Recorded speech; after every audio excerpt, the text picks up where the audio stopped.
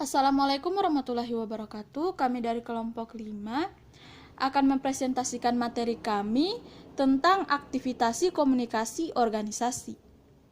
Langsung saja kepada pemateri 1 yaitu Nurlaila Paputungan.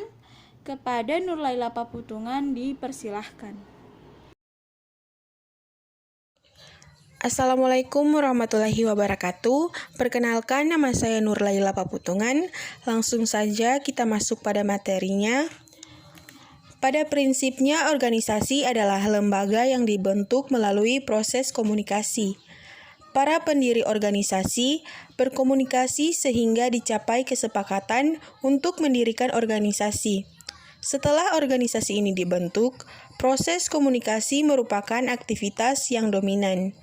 Aktivitas komunikasi merupakan energi untuk menggerakkan operasional organisasi.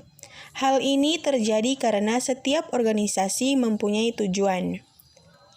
Komunikasi adalah sebuah aktivitas untuk berbagi informasi ataupun pendapat dari semua partisipan komunikasi guna mencapai kesamaan makna. Aktivitas komunikasi dapat dilakukan dalam beragam konteks. Kita dapat berkomunikasi di suatu organisasi dalam suasana formal maupun non-formal. Kita dapat beraktivitas dalam pola komunikasi primer maupun sekunder. Hasil penelitian Pamungkas, Saleh dan Muljono mengungkap bahwa aktivitas komunikasi sangat dominan di organisasi seperti komunikasi internasional, komunikasi termediasi, dan komunikasi dalam kelompok.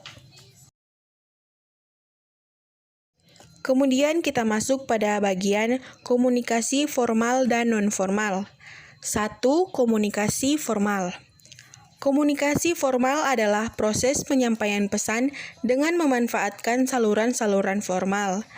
Saluran formal di sini tidak lain adalah saluran birokrasi yang telah tersusun secara hierarkis sesuai dengan struktur organisasi.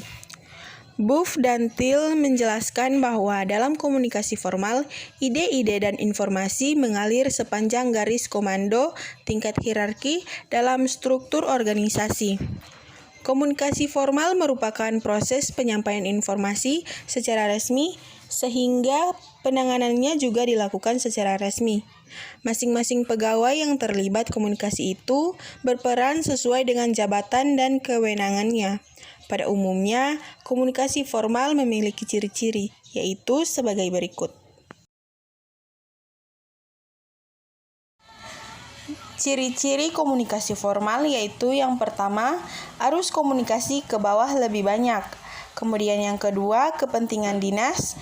Yang ketiga, lebih banyak pesan tertulis daripada lisan. Yang keempat, pertemuan atau rapat resmi. Yang kelima, terkait dengan jabatan. Dan yang keenam, kepentingan organisasi. Selanjutnya, 2. Komunikasi nonformal. Lawan dari komunikasi formal adalah komunikasi nonformal, yaitu proses penyampaian dan penerimaan pesan yang berlangsung secara tidak resmi dan tidak terkait saluran-saluran birokrasi formal yang tersedia di dalam organisasi. Pada umumnya, komunikasi nonformal ini merupakan ungkapan kepentingan pribadi yang tidak relevan apabila disampaikan secara formal. Komunikasi nonformal merupakan proses penyampaian informasi secara tidak resmi, sehingga penanganannya juga dilakukan secara tidak resmi. Tidak terikat secara kaku dengan pertimbangan protokoler dan birokrasi. Pada umumnya, komunikasi nonformal memiliki ciri-ciri sebagai berikut.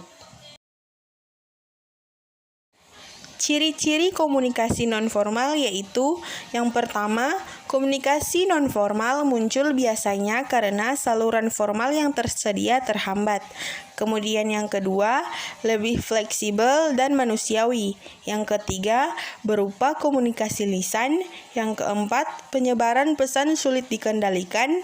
Yang kelima, menentang kekakuan sistem birokrasi. Dan yang terakhir, untuk menyampaikan usul dari bawah yang tidak tersalur melalui saluran formal.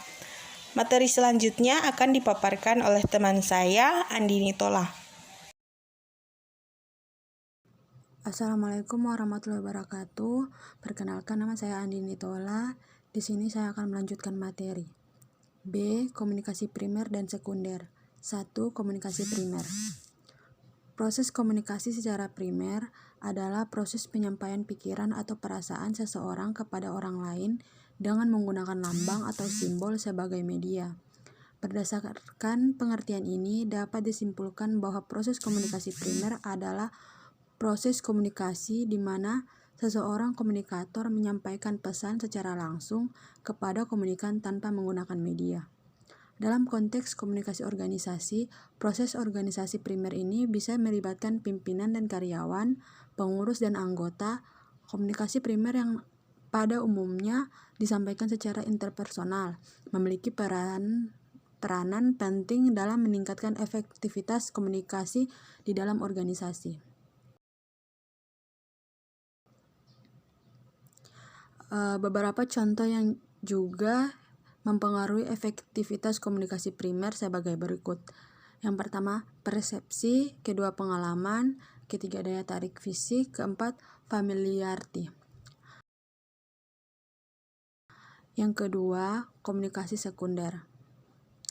Proses komunikasi sekunder adalah proses penyampaian pesan oleh seseorang kepada orang lain dengan menggunakan alat atau sarana sebagai media kedua setelah memakai lambang sebagai media pertama.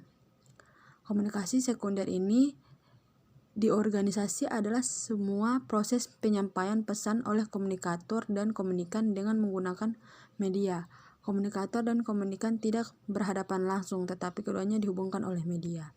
Sekian, saya serahkan kepada pemateri selanjutnya.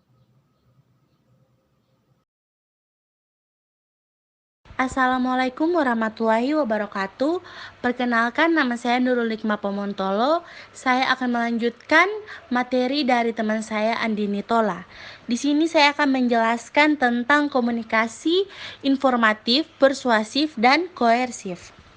Yang pertama ada komunikasi informatif. Teknik komunikasi informatif pada dasarnya mengarahkan aktivitas komunikasi untuk menyebarluaskan informasi. Tujuannya agar halayak memiliki informasi atau pengetahuan tertentu. Contoh komunikasi informatif adalah edaran atau pengumuman. Misalnya, edaran yang memuat informasi mengenai perubahan jam kerja atau informasi mengenai prestasi yang diraih oleh anggota organisasi dan sebagainya. Yang kedua ada komunikasi persuasif. Komunikasi persuasif telah banyak dipilih oleh para praktisi di organisasi dalam usaha menyampaikan gagasan secara bijak. Alasannya, karena teknik komunikasi ini memberikan nuansa hubungan antar manusia secara kondusif. Ciri utama teknik komunikasi persuasif adalah dipergunakannya pendekatan yang manusiawi dan saling menghargai dan terukur. Hofland, Jennings, dan Kelly mendefinisikan komunikasi persuasif sebagai suatu proses di mana seorang komunikator menyampaikan rangsangan, biasanya dengan lambang bahasa, untuk mempengaruhi perilaku orang lain atau komunikan. Untuk keberhasilan komunikasi persuasif, terdapat tahapan yang perlu diperhatikan. Yang pertama ada attention atau perhatian, yang kedua ada interest atau minat, yang ketiga ada desire atau hasrat, yang keempat ada decision atau keputusan, yang kelima ada action atau tindakan. Pendapat Larson mengungkapkan bahwa proses persuasi bergantung pada 5 tahapan. Yang pertama attention atau perhatian, yang kedua comprehension atau pemahaman, yang ketiga acceptation atau penerimaan, yang keempat retention atau penangguhan, yang kelima action, perbuatan atau tindakan. Dengan tahapan-tahapan komunikasi tersebut, diharapkan bahwa pencapaian tujuan komunikasi dapat lebih maksimal. Artinya, komunikasi lebih efektif untuk menyampaikan pesan dan mempengaruhi sikap dalam nuansa yang kondusif. Untuk lebih meningkatkan keberhasilan dalam komunikasi persuasif, ada beberapa hal yang perlu diperhatikan. Yang pertama, Ungkapkan argumentasi atau pendapat dengan tenang dan sopan. Yang kedua, jangan merusak suasana. Yang ketiga, bersiaplah mendengarkan dan merespon secara positif. Yang keempat, jangan sungkan meminta maaf pada saat merasa bersalah. Yang kelima, ucapkan terima kasih. Yang ketiga, komunikasi koersif. Teknik komunikasi koersif atau instruktif merupakan aktivitas komunikasi yang dilaksanakan secara satu arah oleh pimpinan dengan tujuan agar informasi tersebut dilaksanakan oleh anggota organisasi. Teknik koersif ini dipilih berkaitan dengan upaya organisasi menegakkan peraturan dan mengamankan kebijakan atasan atau orang-orang yang menduduki level jabatan tataran manajemen secara sengaja memanfaatkan wewenangnya untuk mengendalikan informasi. Baik, materi selanjutnya akan dilanjutkan oleh teman saya, Winarsi Muda. Baik, sebelumnya perkenalkan nama saya Winarsi Istifajarwati Muda. Saya akan melanjutkan materi dari Nurul Nikma Pomontolo. Selanjutnya yaitu ada faktor keberhasilan komunikasi. Ada beberapa faktor yang sangat menentukan keberhasilan komunikasi. Faktor-faktor penentu keberhasilan komunikasi diberi nama hukum 5A, yaitu yang pertama accommodation, atau sikap dapat menerima dan menghargai setiap pendapat individu yang ada di organisasi. Yang kedua yaitu adaptability, atau kemampuan menyesuaikan diri dengan berbagai perbedaan pendapat gagasan di lingkungan organisasi. Yang ketiga yaitu ada awareness, atau kesadaran dan kemampuan untuk membantu orang lain. Yang keempat yaitu ada audible, atau dapat didengarkan dan dimengerti oleh orang lain. Yang kelima yaitu ada abilities, atau berbagai kecakapan komunikasi, mencakup kecakapan memproduksi, mengirim pesan dan menerima pesan secara verbal maupun nonverbal, secara komunikasi lisan maupun tertulis. Faktor keberhasilan komunikasi terbagi atas 3, yaitu yang pertama, faktor keberhasilan komunikasi dilihat dari sudut komunikator. Faktor keberhasilan komunikasi dilihat dari sudut komunikator ini terbagi atas beberapa. Yang pertama yaitu kredibilitas, yang kedua daya tarik, yang ketiga kemampuan intelektual, yang keempat integritas, yang kelima kepercayaan, yang keenam kepekaan sosial, yang ketujuh kematangan tingkat internasional, dan yang terakhir yaitu berorientasi pada kondisi psikologis komunikan. Yang kedua yaitu ada faktor keberhasilan komunikasi dilihat dari sudut komunikan. Faktor keberhasilan komunikasi dilihat dari sudut komunikan ini terbagi atas 5, yaitu yang pertama, komunikan yang cakap akan mudah menerima dan mencerna materi yang diberikan oleh komunikator. Yang kedua yaitu komunikan yang mempunyai pengetahuan luas akan cepat menerima informasi yang diberikan oleh komunikator. Yang ketiga, komunikan harus bersifat ramah, supel, dan pandai bergaul agar tercipta proses komunikasi yang lancar. Yang keempat, komunikan harus memahami dengan siapa ia berbicara. Dan yang terakhir, komunikan bersikap bersahabat dengan komunikator. Dan yang ketiga yaitu ada faktor keberhasilan komunikasi dilihat dari sudut pesan. Faktor keberhasilan komunikasi dilihat dari sudut pesan ini terbagi atas 4, yaitu yang pertama, pesan komunikasi perlu dirancang dan disampaikan sedemikian rupa sehingga dapat menumbuhkan perhatian komunikan.